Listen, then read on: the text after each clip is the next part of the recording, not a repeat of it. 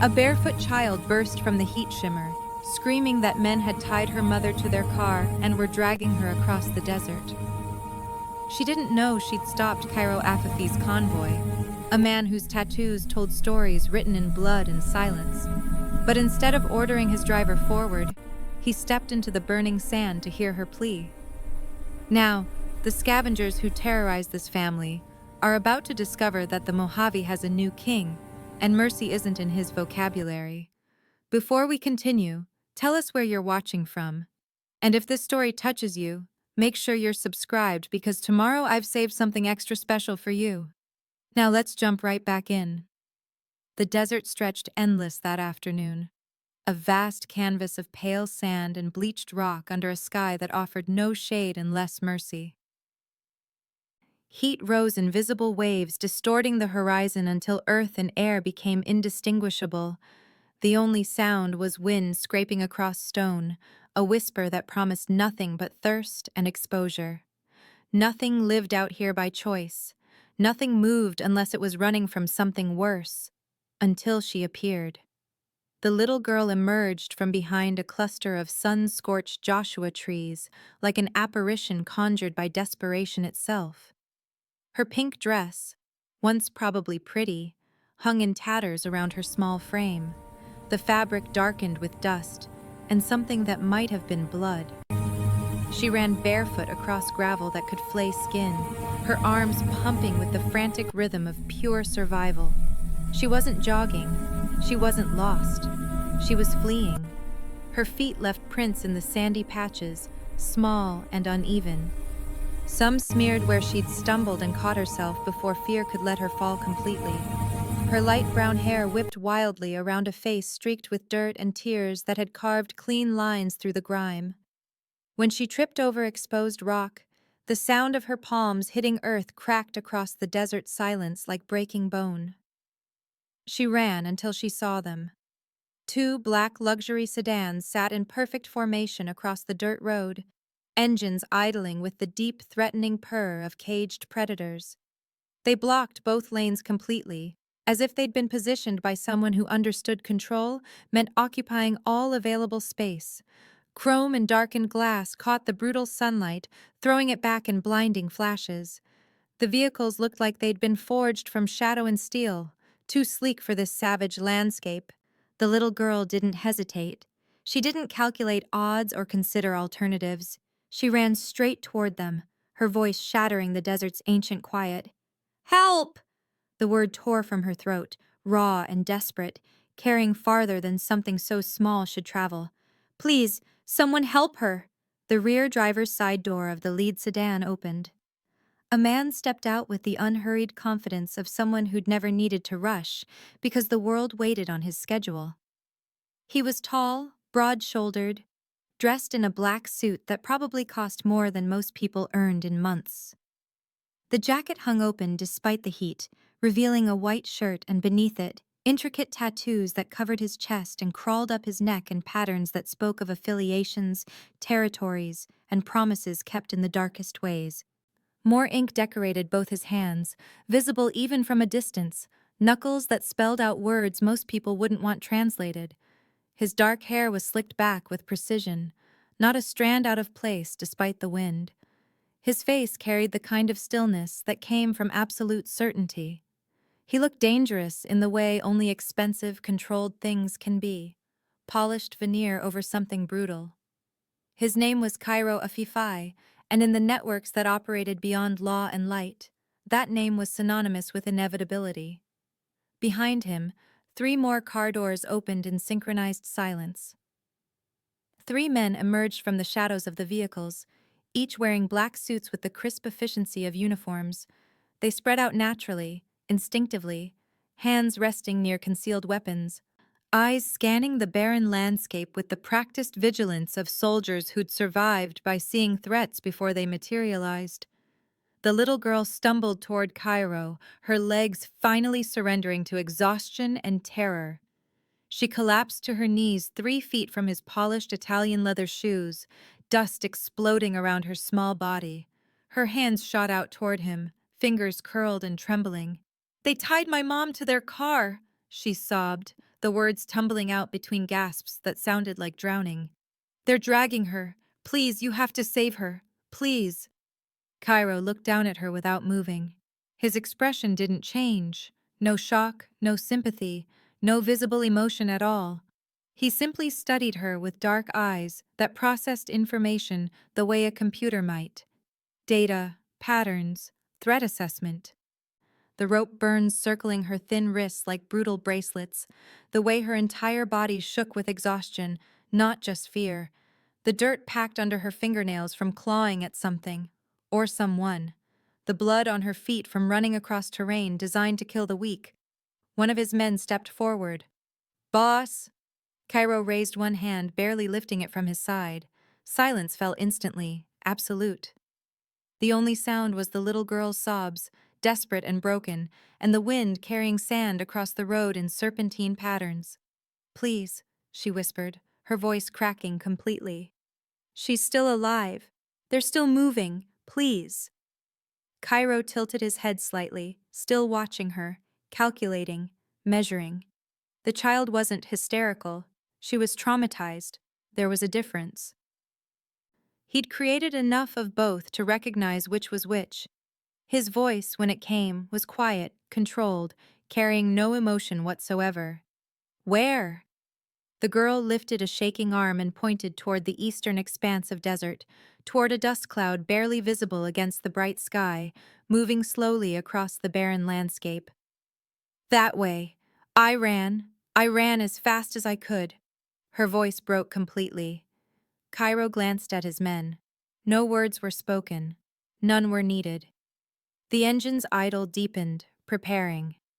The three men moved into tactical formation around Cairo without being told, hands now resting openly on weapons beneath their jackets. "Stand up," Cairo said. The girl struggled to her feet, swaying dangerously. Cairo caught her elbow, not gently, but not roughly either, and steadied her. She stared up at him with wide, bloodshot eyes that held more hope than any child should ever have to place in a stranger. "You ride with me," he said. Not a request, a statement of fact. She nodded frantically, already moving toward the car. She took 3 steps before her legs gave out completely. Cairo scooped her up effortlessly, settling her against his side with one arm. She weighed almost nothing, all bone and terror. "Hold on," he said. Not comfort, command. She wrapped her arms around his neck and buried her face against his shoulder. He felt her tears soaking through to his shirt. He registered it and dismissed it. Cairo moved toward the lead sedan, his men falling into formation.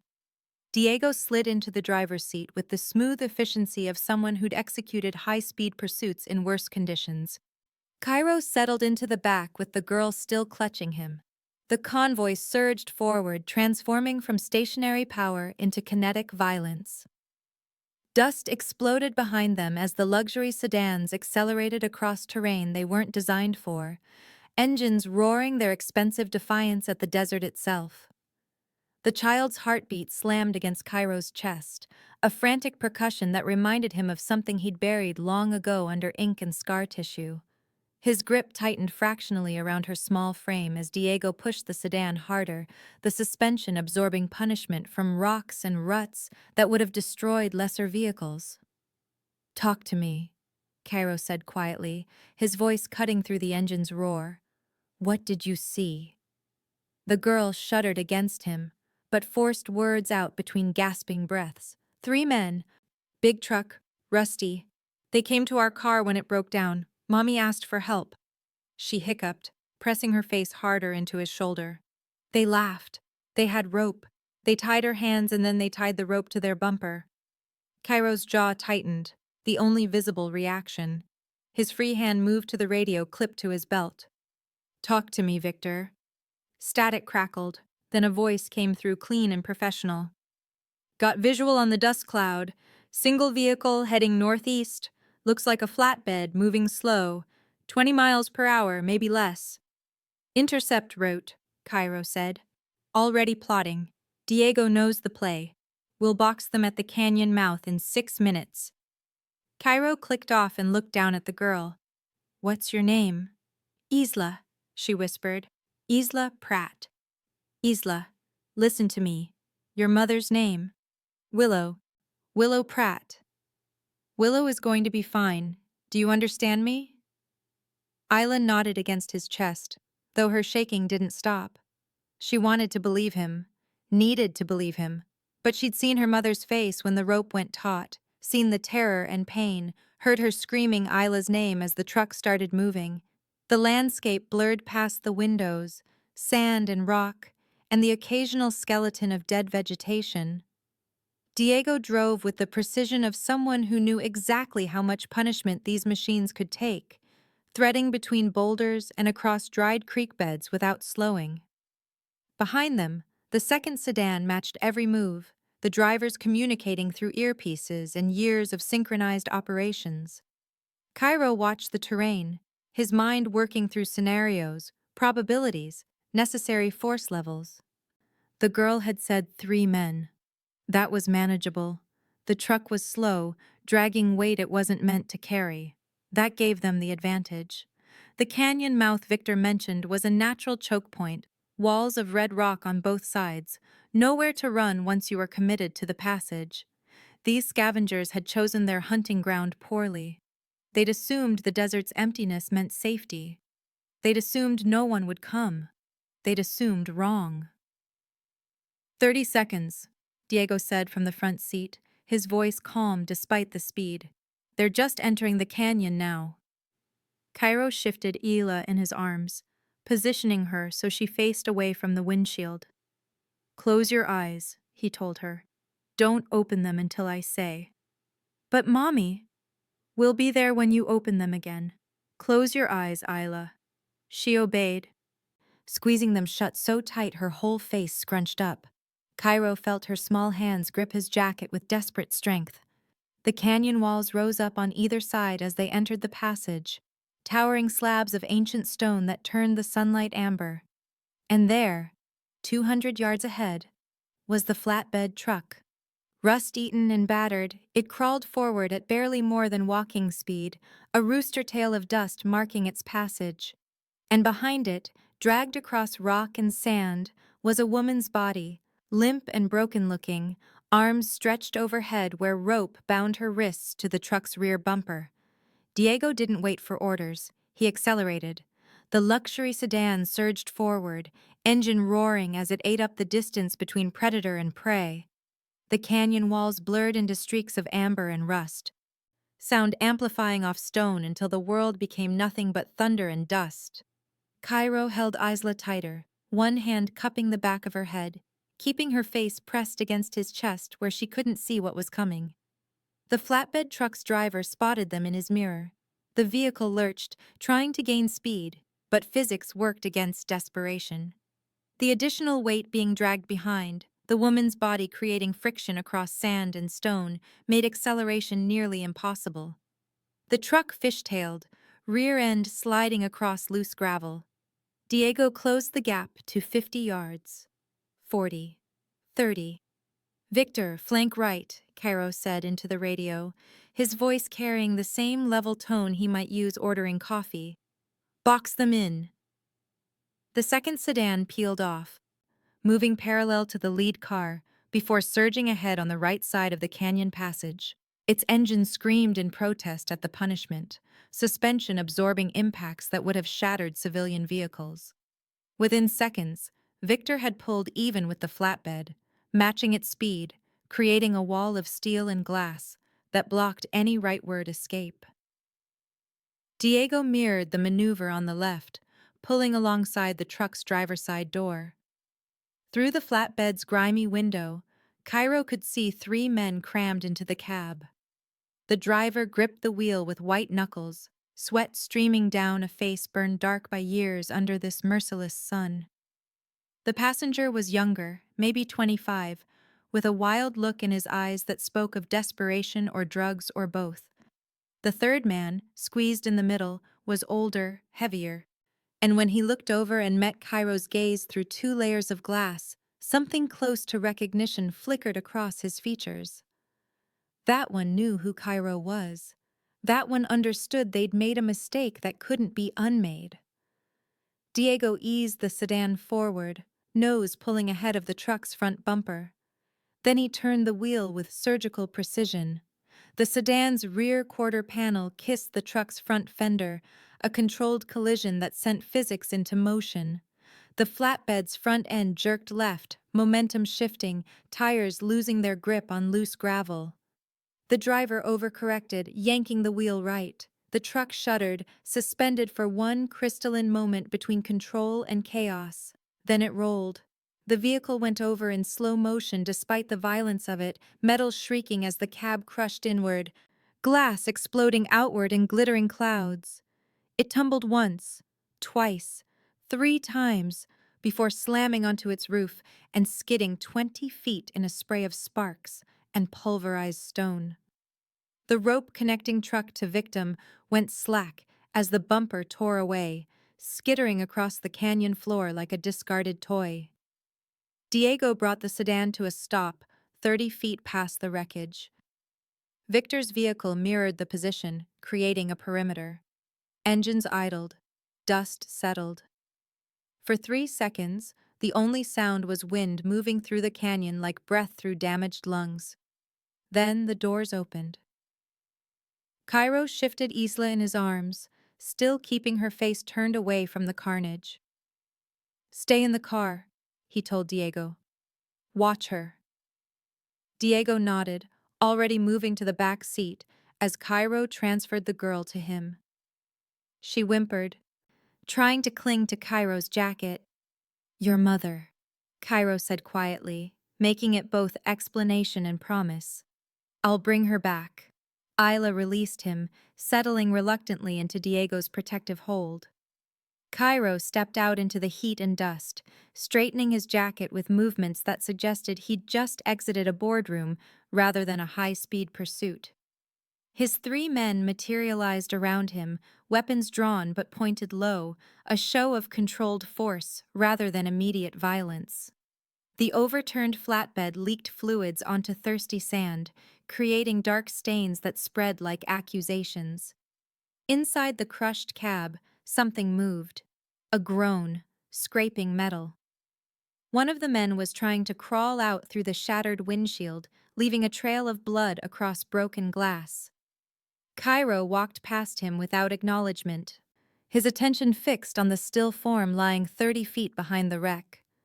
Willow Pratt lay on her side, arms still bound overhead, rope trailing back toward the destroyed bumper like an umbilical cord connecting her to trauma.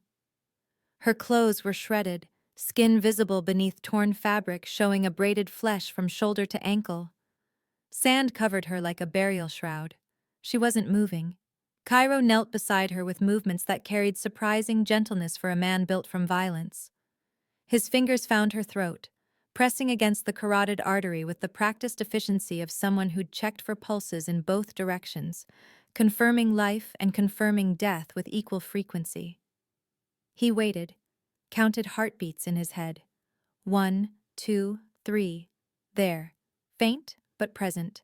Thread thin, but fighting. "Alive," he said, loud enough for his men to hear. "Victor, medical kit, now!" Victor sprinted back to the sedan. Behind them, the man who'd been crawling from the wreck finally made it clear, collapsing onto sand with a wet cough. The younger one from the passenger seat, his left arm hung at an unnatural angle, bone visible through torn skin. His wild eyes found Cairo, and whatever he saw there made him go very still. "Please," the young man gasped. We didn't know who she was." Cairo produced a tactical knife from inside his jacket, the blade clicking open with the sound of finality. He turned his attention back to Willow, ignoring the plea entirely. The rope around her wrists was standard nylon cord, the kind you could buy at any hardware store, tied with knots that spoke of neither skill nor care. He slid the blade under the binding, careful not to touch abraded skin, and sliced through with one smooth motion.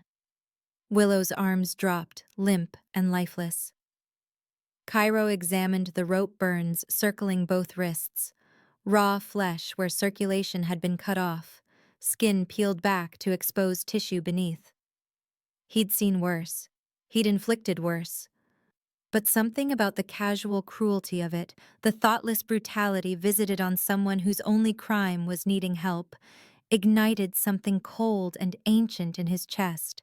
Victor returned with the medical kit, a comprehensive tactical setup designed for field treatment of gunshot wounds and worse. Cairo opened it with practiced hands, extracting gauze, antiseptic, pressure bandages. He worked with efficiency born from necessity, cleaning wounds, checking for broken bones, assessing damage with the clinical detachment of a surgeon and the thoroughness of someone who understood exactly how fragile human bodies were. "Spine seems intact," he said, more to himself than his men. "Ribs might be fractured. Dehydration, shock, blood loss from abrasions. She needs a hospital." "Boss," one of his men called from near the wreck. "Driver's dead, neck snapped in the roll. Middle guy isn't moving, probably internal bleeding. This one's still breathing." Cairo didn't look up from his work, wrapping gauze around Willow's wrists with surprising delicacy. "The one who's breathing, bring him here." Two of his men hauled the young scavenger across the sand, dragging him by his good arm. They dropped him 5 feet from where Cairo worked, close enough to see, but not close enough to touch. The young man stared at Willow's ruined body, at the methodical way Cairo tended her wounds. An understanding dawned across his pain-racked features. "We thought," he started, voice barely above a whisper, "we thought no one would come. Out here, nobody comes." Cairo finished wrapping Willow's wrists and finally looked at the young man. His expression held no anger, no disgust, nothing but cold evaluation. "You were right," he said quietly. "Nobody comes out here. Nobody except me." He stood, brushing sand from his suit pants with movements that suggested the conversation was already over. "Victor, prep the car. We're taking her to my facility. She'll get better care there than any emergency room can provide." "What about him?" Victor gestured toward the young scavenger. Cairo looked down at the broken man bleeding into the sand.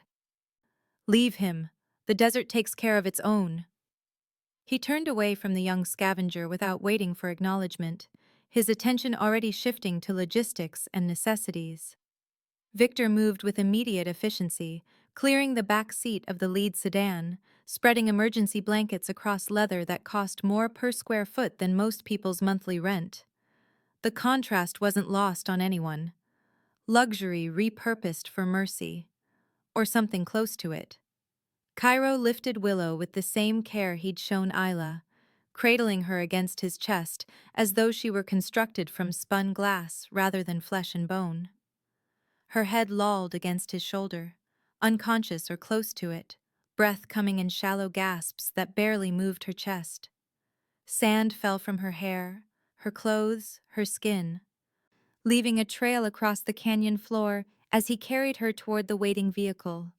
Behind them, the young scavenger made a sound halfway between sob and prayer. "Please, don't leave me here. I'll die." Cairo paused, half turning. His expression remained neutral, but something in his stillness suggested consideration of a sort. "You had the same choice," he said quietly. "You could have given them water, pointed them toward the highway, called for help on whatever phone you're carrying in your pocket." He nodded toward the bulge visible in the young man's jeans. "Instead, you chose rope and cruelty. Now the desert gives you the same mercy you showed them." "I'm sorry," the young man gasped. "God, I'm sorry, please." "Sorry is what you say when you spill coffee," Cairo replied. "What you did requires a different word. The desert will teach it to you before the end." He continued toward the sedan without looking back.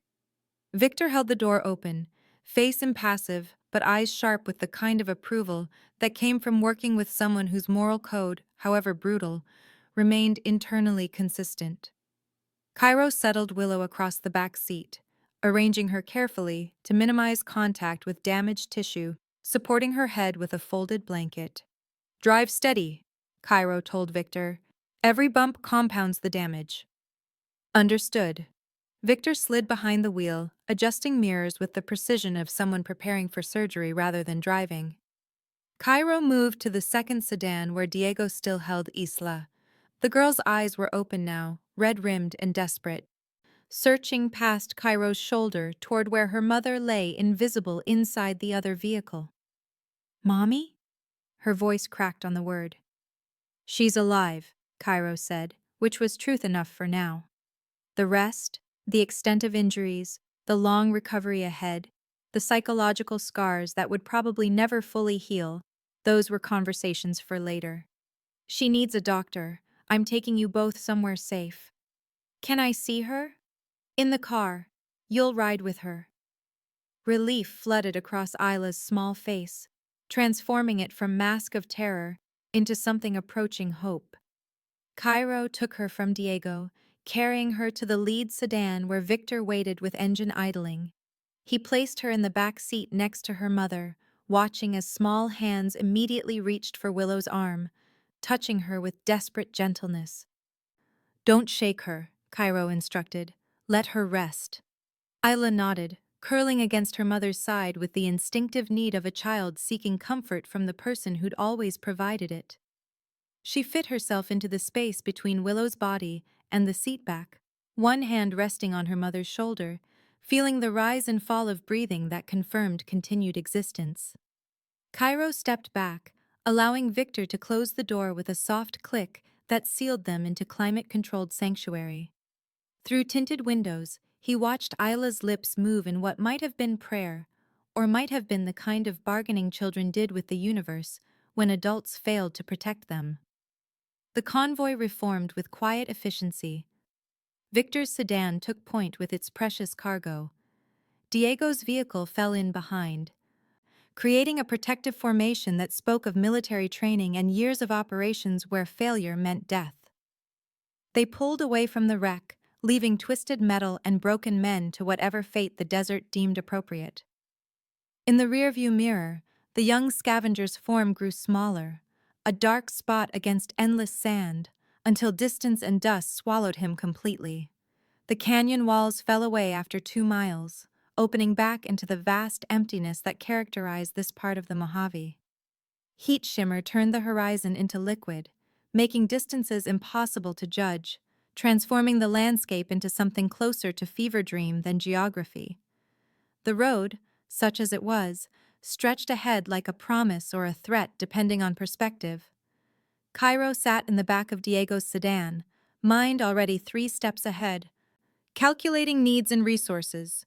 His facility, the place his men called the safe house, but which functioned more as fortress than refuge, lay 40 miles northeast. It had everything required for this situation: medical equipment that rivaled most hospitals, staff trained in trauma care and trained equally well in discretion, security that made Fort Knox look like a suggestion box. More importantly, it existed entirely outside official channels. No records, no questions, no bureaucrats demanding explanations or filing reports that would make their way to databases monitored by people who asked inconvenient questions about men like Cairo Afifai. "ETA?" Diego asked from the front seat. 45 minutes at current speed," Cairo replied. "Radio ahead. Tell Dr. Vega we're incoming with a trauma case. Female, mid-30s, extensive abrasions, possible fractured ribs, dehydration, shock. And tell her we have a child who'll need evaluation for minor injuries and significant psychological trauma." Diego relayed the information through his earpiece, speaking in the clipped shorthand of people accustomed to crisis communication. Cairo heard the response crackle back, Dr. Vega's voice confirming readiness, asking questions about vitals and consciousness levels that Victor answered from the lead car. The sun had started its descent toward the western horizon, painting the desert in shades of amber and copper that would have been beautiful if beauty mattered in this moment. Shadows stretched long from the occasional Joshua tree or boulder, dark fingers reaching across sand like the desert itself was trying to hold on to daylight before the cold of night descended. Cairo watched the landscape blur past, his mind turning over the morning's events with the analytical detachment that served him well in his profession. The girl appearing from nowhere, the desperate plea. The choice he'd made in that instant to deviate from schedule, from plan, from the carefully constructed routine that kept his world orderly and predictable. He'd built his life on control, every variable accounted for, every contingency planned, every potential threat neutralized before it could manifest into actual danger. Spontaneity was for civilians who could afford mistakes.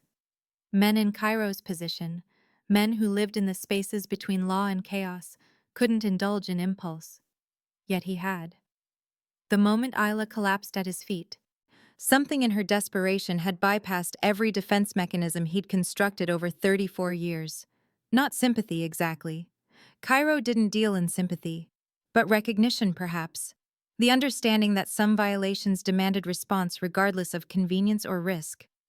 His phone vibrated against his ribs. He pulled it from his inner jacket pocket, glancing at the screen. A text from his second-in-command, asking about the delayed arrival at their scheduled meeting. Cairo typed a brief response, rescheduling for tomorrow, offering no explanation. None was required. His word was law in the organization he'd built from nothing into an empire that stretched across 3 states. "Boss," Diego said, interrupting his thoughts. "Victor says the girl's talking to her mother. One-sided conversation, but she's calm." Cairo nodded, filing the information away. Children were resilient in ways adults forgot or never learned. Isla would carry scars from this, certainly. But she'd also carry the knowledge that when everything collapsed, when all hope seemed lost, someone had come. Someone had cared enough to stop. Someone had made the monsters pay. The safe house appeared on the horizon as the sun touched the distant mountains, a sprawling compound of steel and stone that looked like it had grown organically from the desert floor. High walls, watchtowers, security measures that ranged from visible deterrents to systems so sophisticated even Cairo didn't fully understand the technology involved. Home, or the closest thing to it, a man like him could claim. The gates opened as they approached, recognizing the vehicles through a dozen different scanning methods. The convoy rolled through into the courtyard where Dr. Vega waited with 2 nurses and a gurney, ready to receive the broken woman who'd survived the desert's cruelty by sheer chance and a child's desperate run. Victor brought the lead sedan to a smooth stop directly beside the medical team, parking with the precision that eliminated wasted movement. Before the engine fully quieted, Dr. Vega had the rear door open, her dark eyes already assessing Willow through the clinical lens of someone who'd spent 20 years treating injuries most hospitals never saw. "Unconscious or sedated?" she asked, hands already moving to check vitals, fingers pressing against Willow's throat to feel the pulse Cairo had confirmed an hour earlier. "Unconscious," Victor replied. "Pulse has been steady but weak. Breathing shallow. No verbal response since we found her." Dr. Vega nodded, her attention shifting to the small figure pressed against Willow's side. Isla stared up at the doctor with eyes that held too much fear and too much exhaustion, a combination that made her look simultaneously younger and older than her 7 years.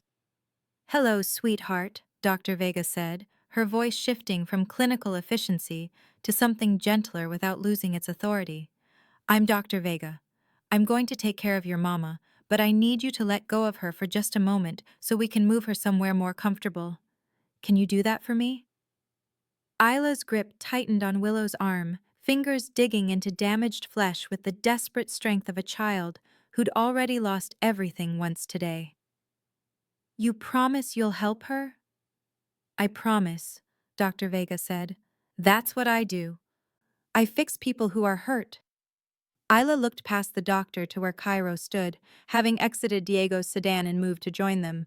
Some question lived in her gaze, seeking confirmation from the man who'd already proven he kept his word when it mattered most. Cairo gave a single nod. "She's the best. Your mother is safe here." The simplicity of it, the absolute certainty in his tone, accomplished what gentle reassurance hadn't. Isla released Willow's arm and allowed one of the nurses, a woman with kind eyes and capable hands, to help her from the vehicle. The nurse lifted Isla easily, settling her on one hip while the medical team moved Willow onto the gurney with practiced efficiency. Dr. Vega worked as she moved, calling out observations that the nurses recorded on tablets.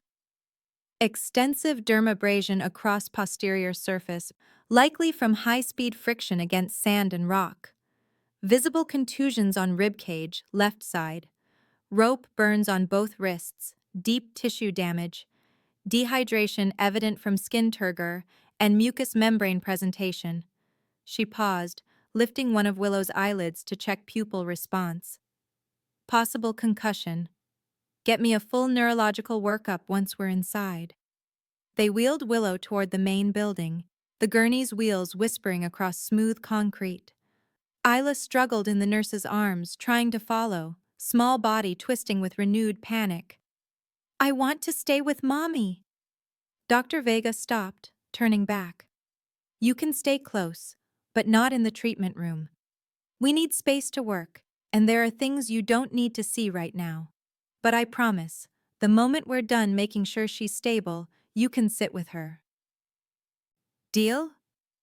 Isla hesitated, then nodded reluctantly. The nurse carried her after the medical team, speaking in low, soothing tones about the compound, the medical facilities, anything to distract from the fear that radiated from the child like heat from sun-baked stone. Cairo watched them disappear through heavy doors that sealed behind them with the soft hiss of climate control and air filtration. The courtyard fell quiet except for the idle of sedan engines and the distant hum of generators that kept this fortress running regardless of what the outside world did or didn't provide. Diego appeared at his shoulder. She going to make it? Vega's good, Cairo replied. If anyone can stabilize her, it's her. And if she doesn't? Cairo didn't answer immediately. He looked at the closed doors, thinking about the small girl who'd stopped his convoy with nothing but desperation and hope, who'd placed her trust in a man whose reputation should have terrified her. Then we deal with it, he said finally. But she will. She survived being dragged across the Mojave at 20 miles per hour. She's tougher than she looks. Diego nodded and moved away to coordinate with the security team, leaving Cairo alone in the courtyard with his thoughts, and the setting sun painting everything the color of old blood. He should go inside, should check on a dozen things that required his attention, his approval, his presence. The organization didn't run itself, even with capable people managing day-to-day operations. Instead, he stood there, suit jacket dusty from the desert, expensive shoes scuffed from kneeling in sand, and replayed the morning in his mind like footage he could analyze for lessons learned. The decision to stop, the choice to pursue, the moment he'd held a traumatized child and promised her something he had no guarantee he could deliver. These weren't the actions of the man he'd built himself into over 15 years of careful construction. That man didn't deviate from schedules, didn't take on liabilities that offered no strategic value, didn't risk resources on civilians who meant nothing to his empire. But that man also never would have become what he'd become if he'd forgotten the fundamental truth that had driven him into this life in the first place. Some violations demanded response, some cruelties required answer. And some people, regardless of how much armor they wore or how cold they kept their hearts, couldn't ignore a child's scream without losing something essential. His phone vibrated again. This time he answered. "Talk to me," he said. The voice on the other end belonged to his intelligence coordinator, a woman who tracked everything that moved through territories Cairo controlled or influenced. "Got a problem developing. The scavenger you left in the canyon. He had a phone, made a call before he died." Cairo's jaw tightened fractionally, the only visible reaction. To who? His brother, also a scavenger, runs with a larger crew out of a compound 30 miles south of where you found them. 12 men, maybe more. They know you took the woman and the kid. They know who you are. "Let them know," Cairo said quietly. "Let them understand exactly who I am and what happens when people touch what I've claimed." "Boss, they're talking about retaliation, saying you had no right, that the desert handles its own business." "The desert tried," Cairo replied. It failed.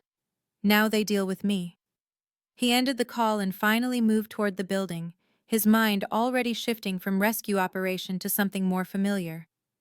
Threat assessment, force deployment, the cold mathematics of violence that had kept him alive and in power when softer men fell. The scavengers wanted to make this personal. They wanted to turn mercy into war. They had no idea what they'd just invited into their world. Cairo reached the doors and paused, one hand on the handle, looking back at the courtyard where two sedans sat cooling in the evening air. Inside one of them, trace evidence remained of the morning's events. Blood on leather, sand on carpet. The physical residue of choices made and paths taken.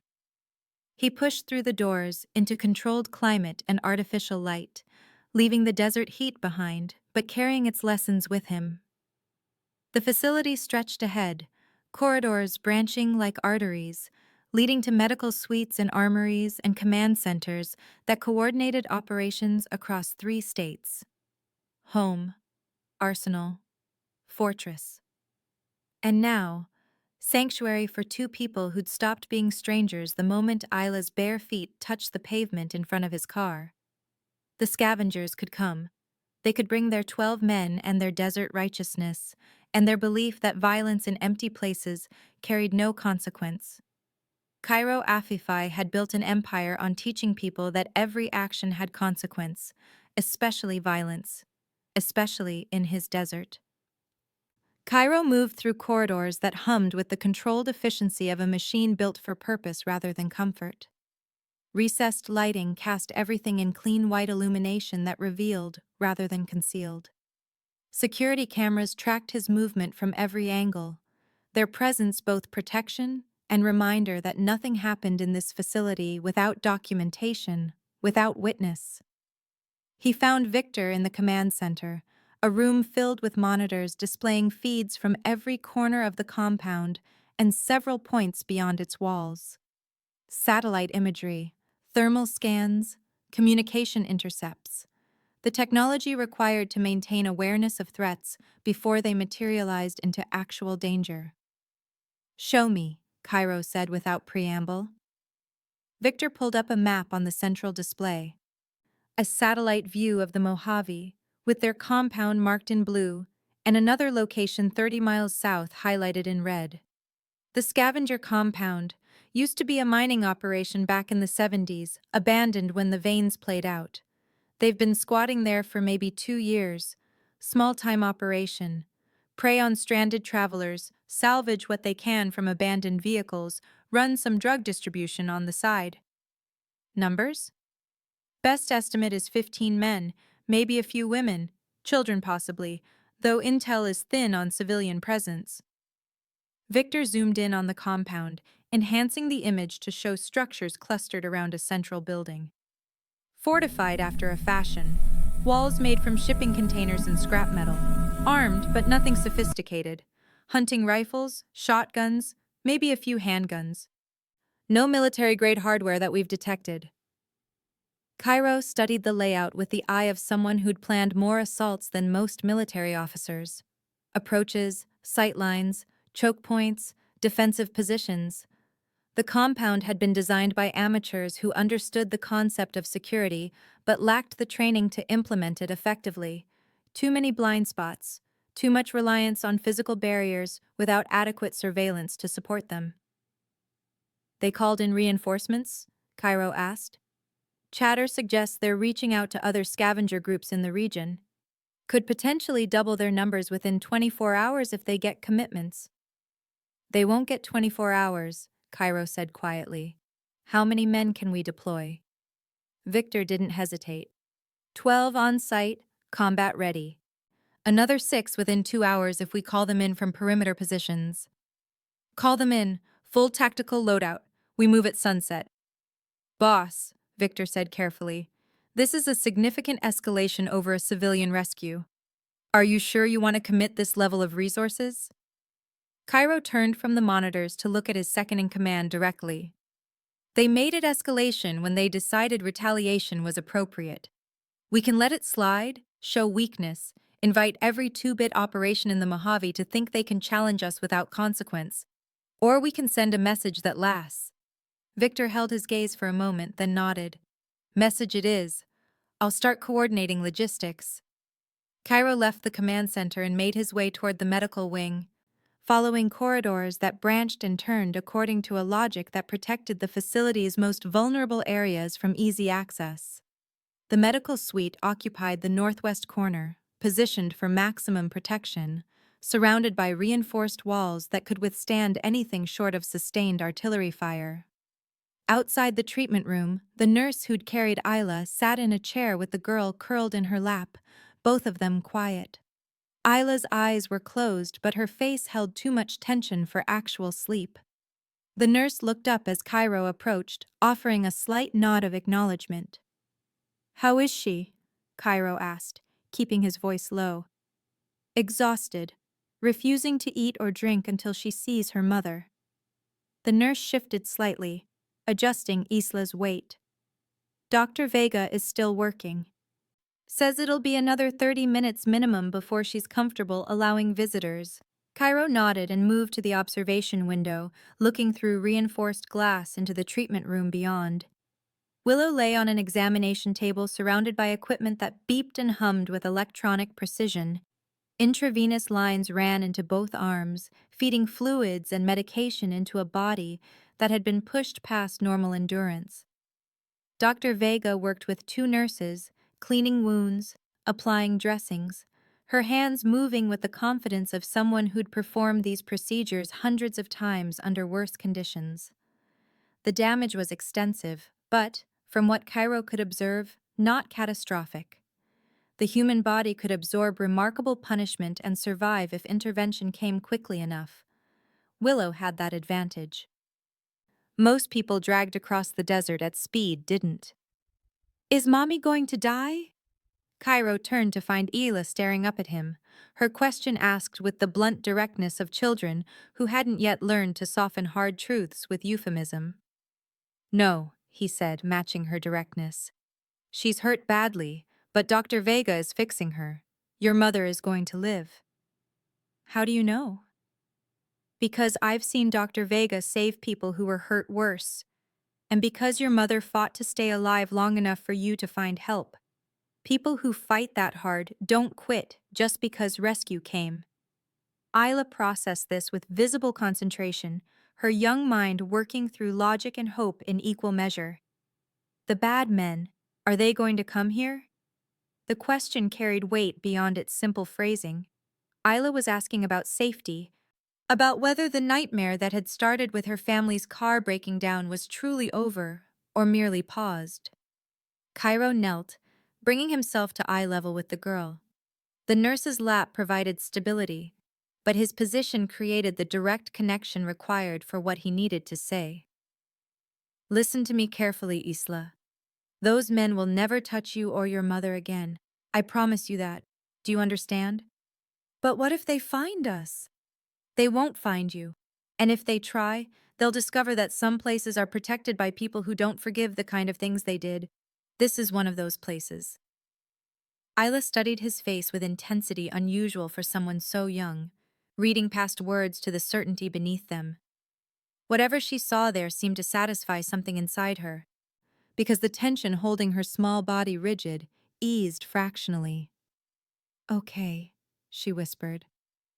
Cairo stood, his knees protesting the movement after a day that had involved more physical activity than his usual routine demanded.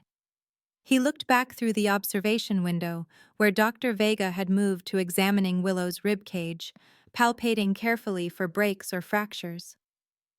When Dr. Vega finishes, bring Isla in, Cairo told the nurse.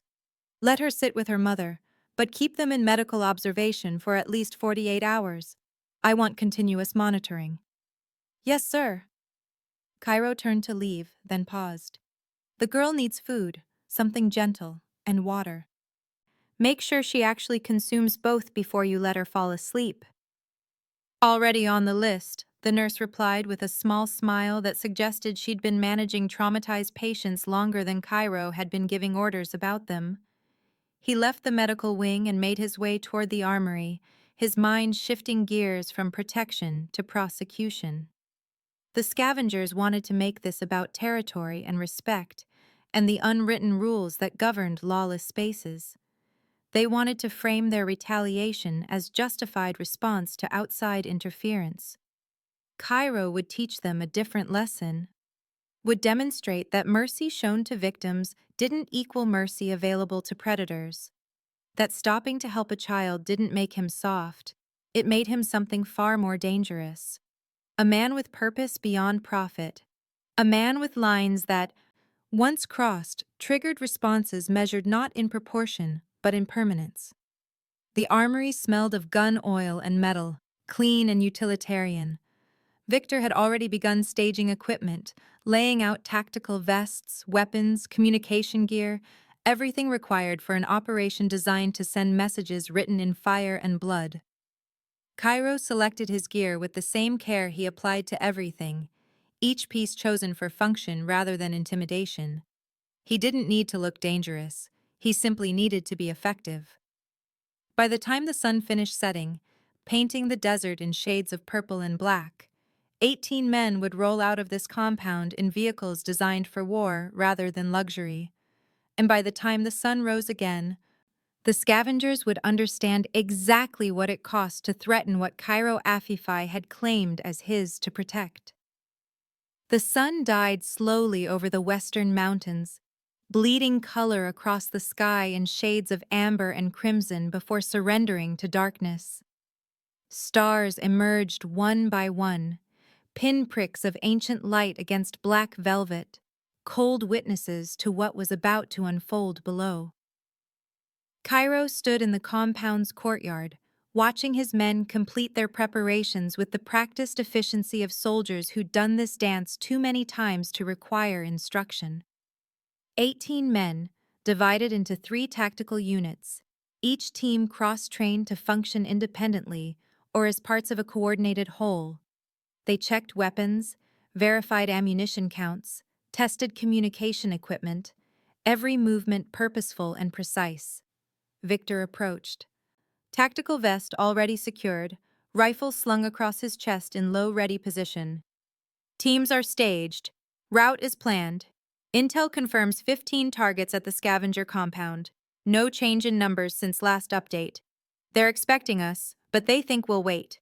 Think you'll consider and calculate and maybe show up in a few days after lawyers get involved. They don't know me very well, Cairo said quietly. No, sir, they don't. Diego emerged from the building carrying a case Cairo recognized, heavy-duty plastic with reinforced corners and combination locks. He set it down and opened it, revealing the contents with something approaching reverence. Inside lay Cairo's personal weapons, maintained by armory staff but touched by no one else. A custom handgun, precision-machined and balanced for his specific grip. A tactical knife with a blade that held an edge sharp enough to split paper by weight alone. And something else, something most of his men had never seen him carry. A shotgun, shorter than standard, modified for close-quarters work, loaded with shells designed not just to stop threats, but to obliterate them. Cairo lifted it from the case, feeling its weight settle into his hands like coming home. He'd carried this weapon exactly 4 times in 15 years. Each time had been personal. Each time had been final. Expecting close work? Diego asked carefully.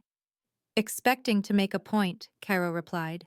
He checked the action, smooth and flawless, then loaded it with practiced efficiency. 5 shells, more than enough for what needed saying. The convoy assembled in the courtyard, 3 vehicles this time.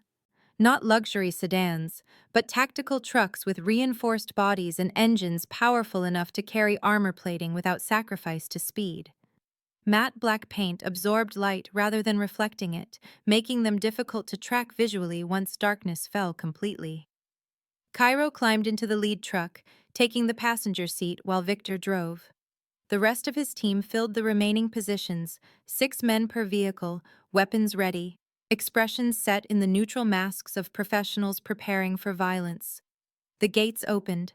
The convoy rolled out into desert night, headlights cutting paths through darkness as they accelerated toward the south, and the abandoned mining compound that housed men who'd made the mistake of believing their isolation meant immunity. The drive took 40 minutes, navigation assisted by GPS and thermal imaging that painted the landscape in shades of green and gray. They killed the headlights 2 miles out, relying on night vision and familiarity with terrain to cover the final approach in darkness that would hide them until hiding no longer mattered. 1 mile out, Victor pulled off the main approach road, following a path that curved wide around the compound's eastern flank. The other two trucks split off in coordinated movements, taking positions north and west, creating a perimeter that would catch anyone trying to flee once the operation began. Cairo's radio crackled softly. North team in position. West team set. East team ready, Victor confirmed. Cairo lifted his radio, speaking quietly into it despite the distance from their targets. Old habits from operations where sound carried farther than expected. Rules of engagement. Anyone armed is hostile. Anyone who surrenders is detained. Anyone who runs gets one warning shot. After that, your discretion. The primary target is the compound leader, goes by Lynch. Tall, heavy build, gray beard. I want him alive if possible. Everyone else is secondary. Acknowledgements came back in efficient sequence. Cairo checked his shotgun one final time, then looked at Victor. Let's teach them about consequences. They exited the truck in silence, boots touching sand without sound, years of training making even breathing quiet. The team formed up around Cairo automatically, a protective formation that kept him centered while providing overlapping fields of fire in every direction. They moved toward the compound's eastern wall, a barrier constructed from shipping containers welded together with amateur skill and optimistic faith in rust-weakened metal. The wall stood 12 feet high, intimidating to civilians, but barely an obstacle to men with proper equipment. Two team members produced climbing gear, hooking into the wall's upper edge and securing lines in seconds. They went up and over, dropping to the other side with soft impacts that barely disturbed the night. Cairo followed, his movements less fluid than his younger teammates, but still competent. Muscle memory from training that never really left even when age tried to claim it. He landed inside the compound's perimeter, taking cover behind a stack of salvaged car parts, while his eyes adjusted to the different quality of darkness found in spaces humans occupied. The compound's layout matched intelligence reports. Central building, probably the old mining office, surrounded by smaller structures cobbled together from shipping containers and scrap metal.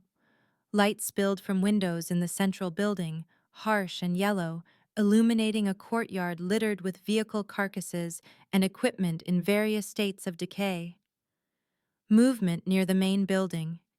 Two men, both carrying rifles, walking a patrol pattern that suggested routine rather than alertness.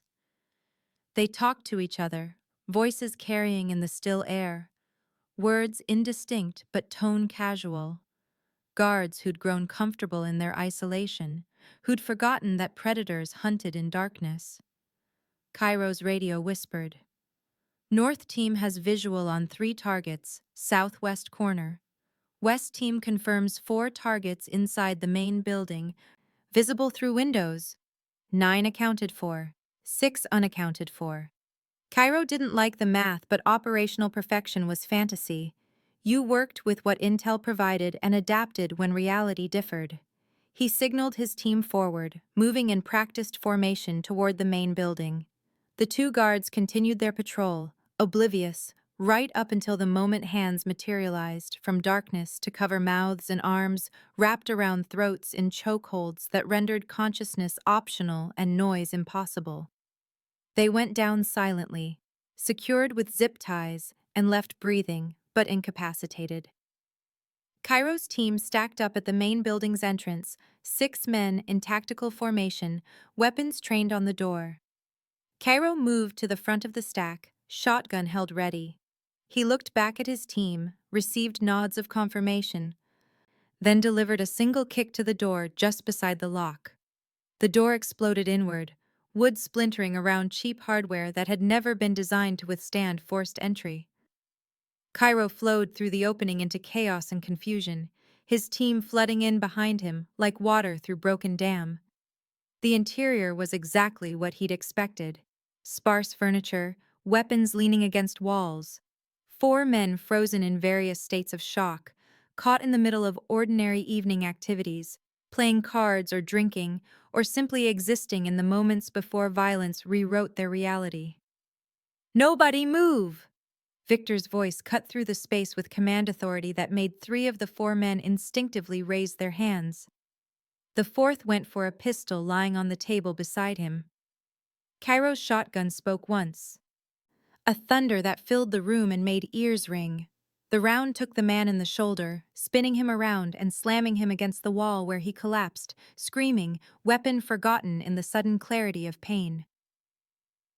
"The next person who reaches for a weapon loses more than a shoulder," Cairo said quietly, his voice somehow audible despite ringing ears and the wounded man's cries. "Where's Lynch?" The three standing men stared at him with expressions that mixed terror and recognition.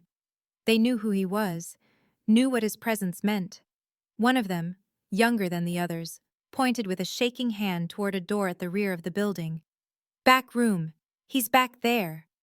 Cairo nodded to Victor, who moved to secure the three men while two other team members dragged the wounded one aside and applied enough pressure to his shoulder to keep him from bleeding out before questions could be asked.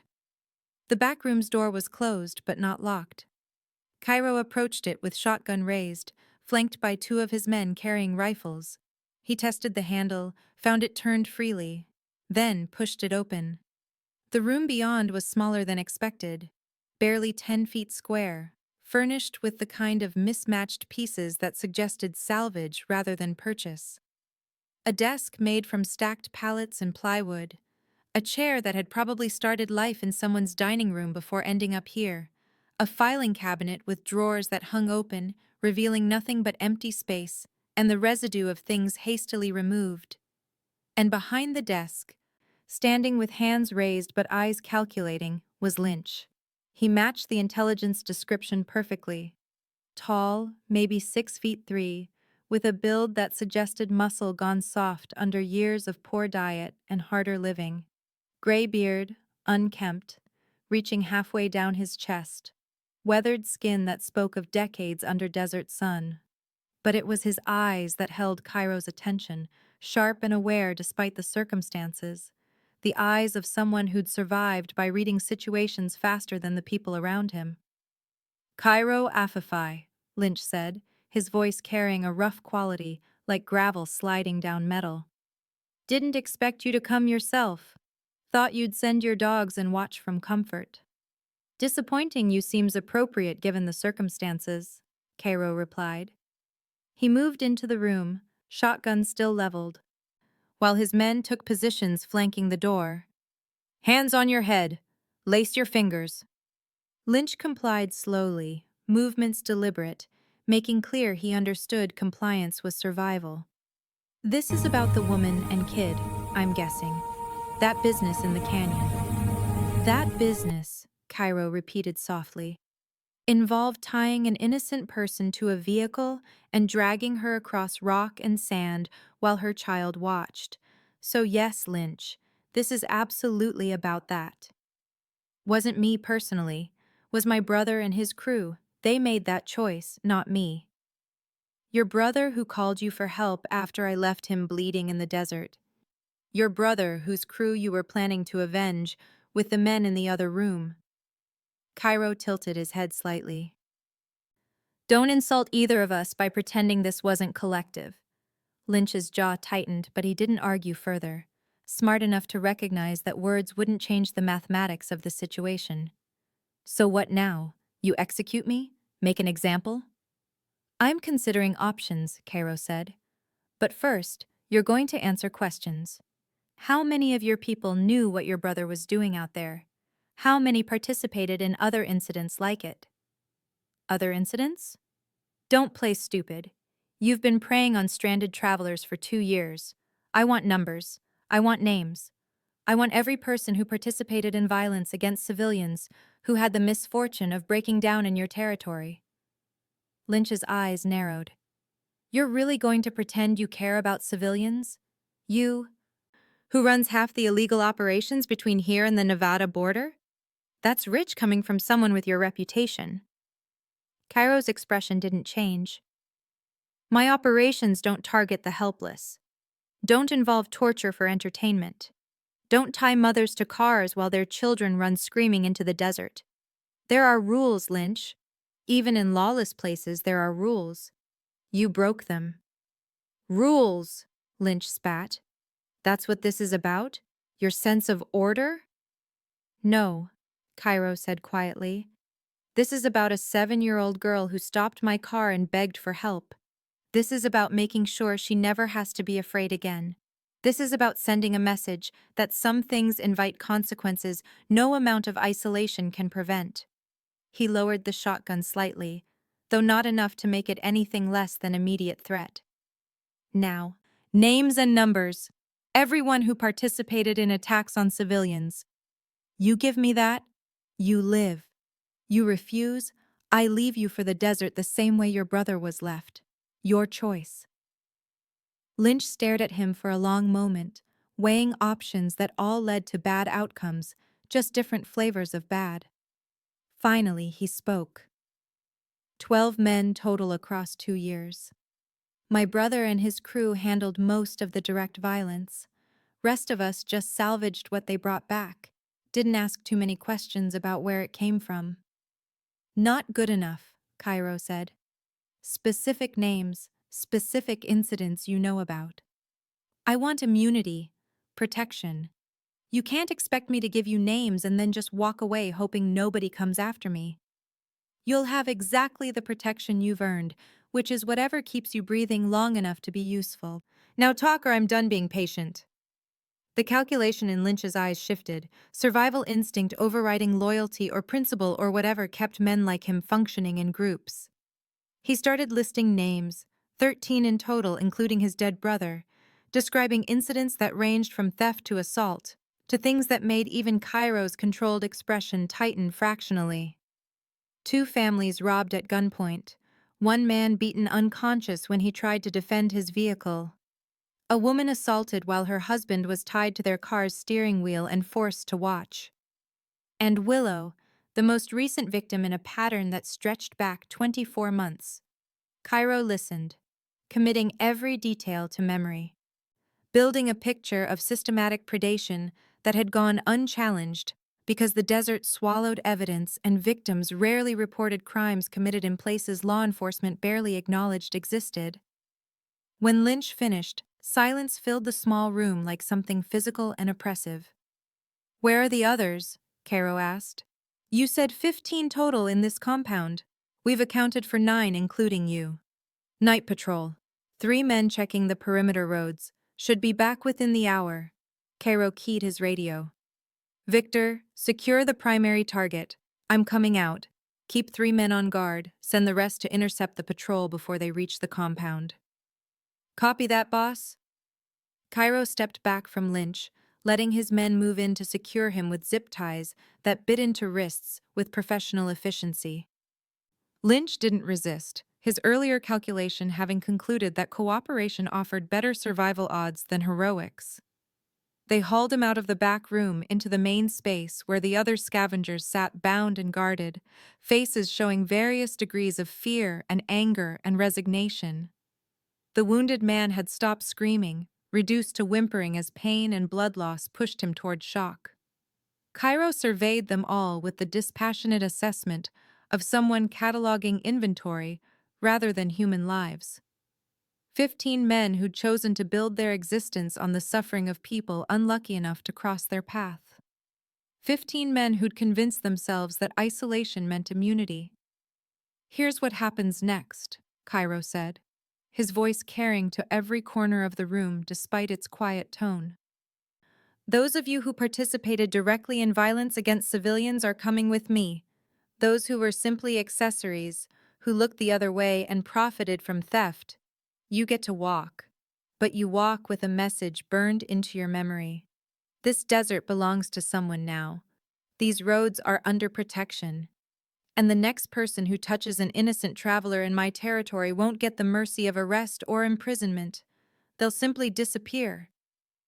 He looked at each of them in turn, letting the words sink in, making certain every face showed comprehension. Am I clear? Nods. Murmured acknowledgments. The universal language of people who'd received education in consequences and understood the lesson perfectly. Victor appeared at Cairo's shoulder. Teams report 3 targets intercepted on patrol. No resistance. They surrendered when they saw how many guns were pointed at them. Good. Load the primary perpetrators into the trucks. The accessories get released with their weapons confiscated.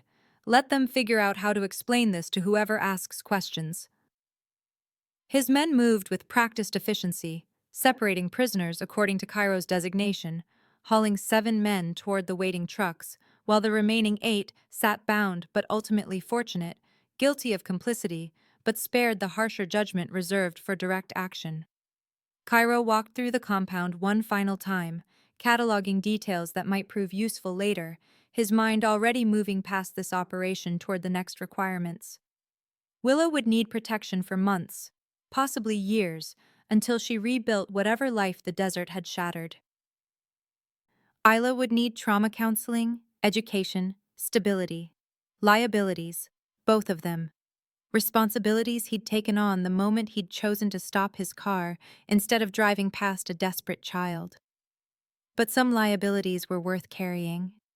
Some responsibilities defined the difference between men who built empires on cruelty and men who built them on something more complex, something that looked like justice if you squinted hard enough in the right light.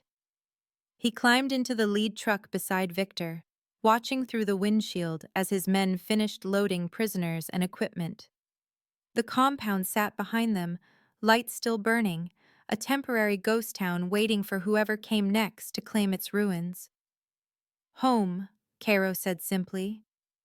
The convoy pulled away into desert darkness, carrying 7 men toward fates they'd earned through choices made over 2 years of unchallenged predation. Behind them, the compound faded into distance and shadow, another forgotten place in an unforgiving landscape. But no longer forgotten by everyone. No longer a safe haven for men who preyed on the desperate. The desert had a king now. And kings enforce laws even in lawless places. The convoy arrived back at the compound just after midnight, tires crunching across gravel as the gate swung open to receive them. Security lights blazed across the courtyard, illuminating the trucks and their cargo of bound men who'd spent the return journey in silence, each processing their own version of fear and regret and the mathematics of survival. Cairo stepped out into artificial brightness that turned night into harsh approximation of day. His body carried the accumulated weight of 16 hours that had started with routine and ended with violence, but his mind remained sharp, focused on the remaining tasks that couldn't wait for rest or reflection. Victor supervised the unloading of prisoners, directing them toward a section of the compound Cairo rarely visited himself, a place where questions got asked and answers got extracted through methods that ranged from conversation to persuasion to techniques that left no visible marks, but created memories that lasted lifetimes. Process them, Cairo told Victor. Full documentation. Photographs, fingerprints, everything that might prove useful later. Then segregate them according to their level of participation. The ones who actually tied ropes and pulled triggers, those go into secure holding. The followers get standard detention. And Lynch? Isolation cell. I'll talk to him personally in the morning. He knows more than he's shared, and I want the complete picture before I decide what permanent looks like for him. Victor nodded and moved off to coordinate with the security team, leaving Cairo alone in the courtyard's harsh light. He stripped off his tactical vest, feeling the immediate relief as weight left his shoulders, then removed the weapons he'd carried throughout the operation. The shotgun went back into its case, still smelling of cordite and promise kept. The handgun returned to its holster, the knife to its sheath, tools of a trade he'd mastered but never loved, necessary instruments for maintaining order in spaces where order was always under threat. He made his way toward the medical wing, following corridors that had grown familiar through years of residence, interrupted only by operations that took him beyond these walls. The facility hummed around him with the constant background noise of generators and ventilation systems, the mechanical heartbeat that kept this fortress functioning independent of external infrastructure. Outside the medical suite, the same nurse who'd held Isla earlier sat at a monitoring station, reviewing displays that tracked vitals and medication schedules. She looked up as Cairo approached, offering a tired smile that suggested her shift had been as long as his day. "How are they?" he asked. "Both sleeping, finally." She gestured toward one of the monitors showing a room beyond. Isla fought it for hours. Wouldn't close her eyes until Dr. Vega let her lie down next to her mother. Once she felt that contact, that confirmation her mom was real and breathing, she went out like someone had flipped a switch. Cairo moved to the observation window, looking through reinforced glass into the recovery room beyond. A single bed held two figures, one adult and one child. Willow lying on her back, with IVs still connected and monitors tracking her progress. Isla curled against her mother's side with one small hand resting on Willow's arm, as though maintaining physical proof of continued existence. The sight created something uncomfortable in Cairo's chest, an emotion he didn't have clean words for, watching vulnerability and protection existing simultaneously in the same space. Isla seeking shelter from her mother, even while her mother lay broken and healing. Willow's unconscious body somehow still providing the comfort her daughter needed, despite being incapable of deliberate reassurance. "Prognosis?" Cairo asked without looking away from the window. "Dr. Vega says better than expected. 3 fractured ribs, extensive soft tissue damage, second-degree abrasions across roughly 30% of her body surface. Dehydration was severe but responding to treatment. No internal bleeding, no organ damage, no signs of infection. She'll be in significant pain for weeks, probably months. Full recovery will take time, but she'll recover." Cairo nodded, filing the information into the mental ledger he kept of obligations and responsibilities. Medical care, physical therapy, probably psychological counseling for both of them. Housing once they were stable enough to leave the medical suite. Protection that would need to extend beyond these walls eventually, because women like Willow and children like Isla couldn't live in fortresses forever, without the confinement becoming its own kind of prison. Complications. Ongoing liabilities that would require resources and attention for the foreseeable future. He should regret stopping that morning. Should wish he'd made the logical choice to continue past a desperate child and maintain the careful separation between his world and the world of innocence who stumbled into his territory. But watching Isla sleep with her hand on her mother's arm, watching the monitors confirm that both of them lived and healed, and would eventually walk out of this building into whatever futures they built from the ruins, he found regret conspicuously absent from his emotional inventory. "Make sure they're comfortable," he told the nurse. "Whatever they need, whenever they need it. If Dr. Vega requires additional equipment or supplies, approve it without consultation." "Yes, sir." Cairo turned from the window and made his way toward his private quarters, a suite of rooms that combined functionality with the kind of understated comfort that came from having resources to spend on quality without need for ostentation. He stripped off clothes that smelled of desert and gunpowder, showering in water hot enough to sting, letting it wash away the physical residue of the day, while his mind continued processing, planning, calculating next steps in a sequence that had expanded from simple rescue to something more complex. Clean and dressed in clothes more suited to rest than operation, he sat at his desk and opened the secure laptop that connected him to the network he'd built over 15 years. Messages waited, reports from various operations, requests for decisions that only he could make, the the constant flow of information that came with running an organization this size. He worked through them methodically, approving some requests, denying others, delegating tasks to people whose competence he trusted. The organization had to function whether he was in the field or behind a desk, whether he was focused or distracted, whether his attention was completely available or partially occupied by complications like injured civilians sleeping in his medical wing.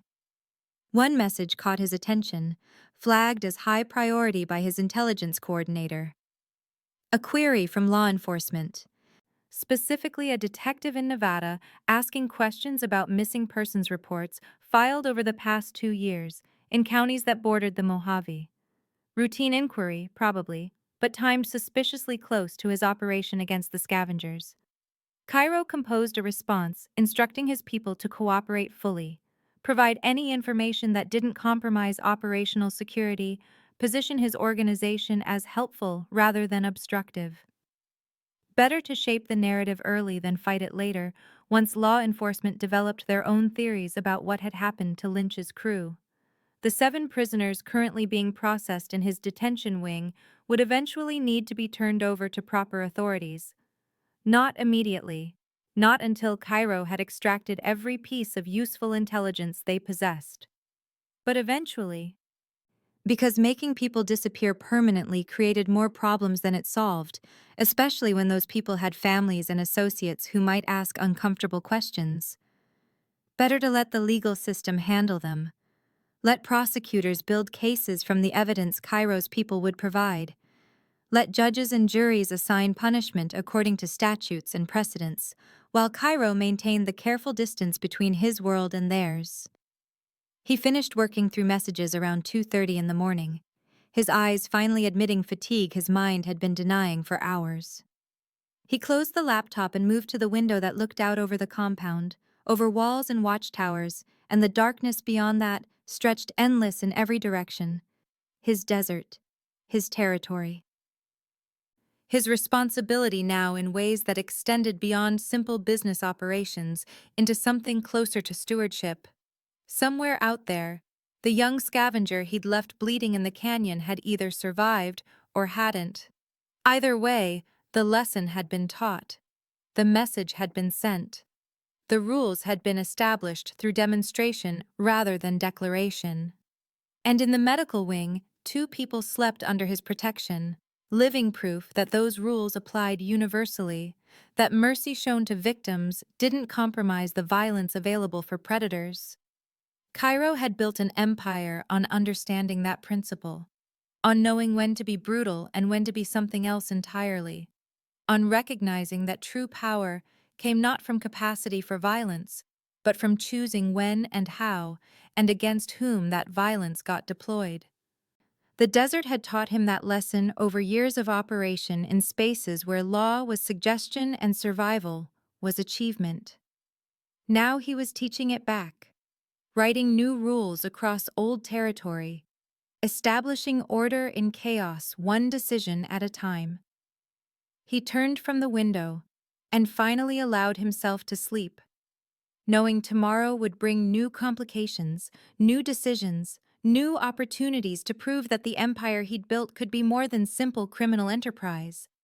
It could be something closer to justice, if you squinted hard enough in the right light. Morning came with the kind of light that made the desert look almost gentle, golden rays stretching across sand and stone in patterns that suggested beauty rather than the brutal heat that would follow within hours. Cairo woke to it without alarm, his internal clock calibrated by years of discipline to recognize when rest had served its purpose and continuation became indulgence. He dressed in clothes more suited to business than combat, dark slacks and a white shirt with the sleeves rolled to his forearms, revealing the ink that covered his skin in declarations and warnings. The tattoos had been acquired over 15 years, each one marking territory claimed or lessons learned or promises made that required permanent reminder. The compound hummed with morning routines as he moved through corridors toward the medical wing, staff passing him with nods of acknowledgement, their faces showing the comfortable familiarity of people who'd worked together long enough to communicate through gesture rather than constant speech. Outside the recovery room, Dr. Vega stood reviewing charts on a tablet, her expression carrying the satisfied focus of someone whose work had produced desired results. She looked up as Cairo approached, offering the kind of professional smile that conveyed information before words became necessary. "She's awake," Dr. Vega said without preamble. "Has been for about 20 minutes. Lucid, oriented, asking questions I've been deflecting until you could get here."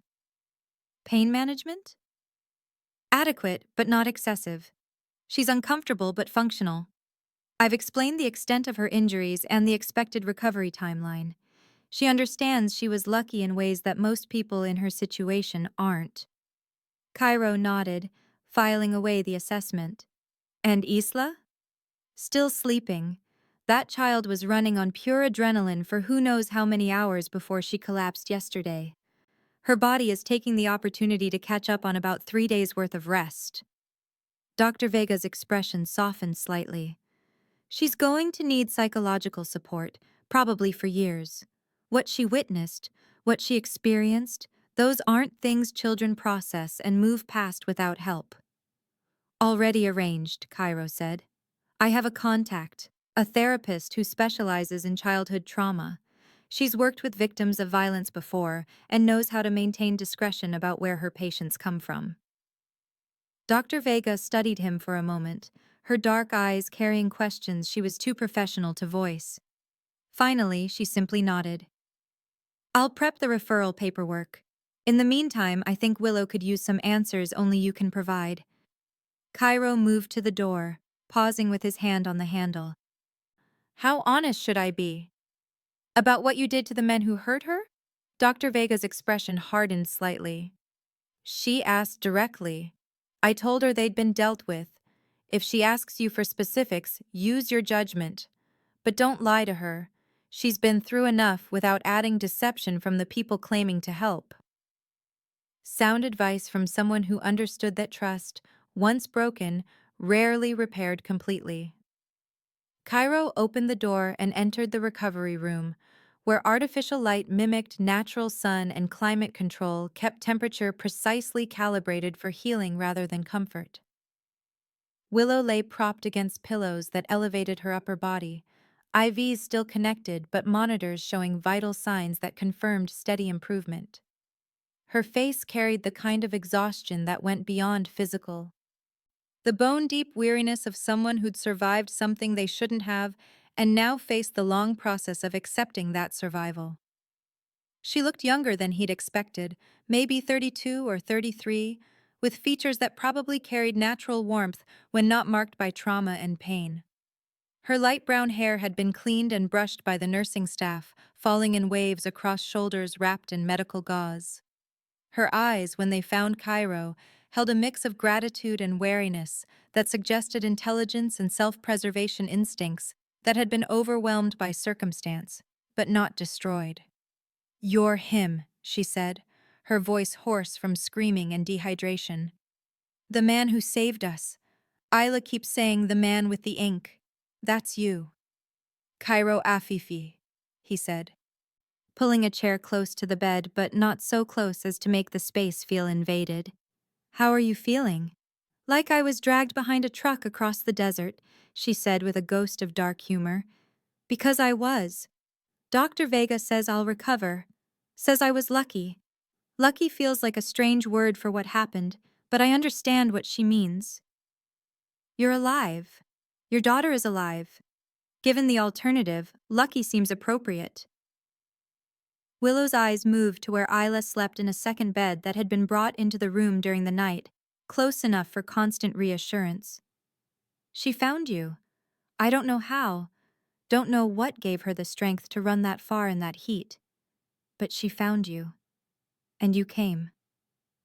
"She was hard to ignore," Cairo said simply. "Most people would have driven past.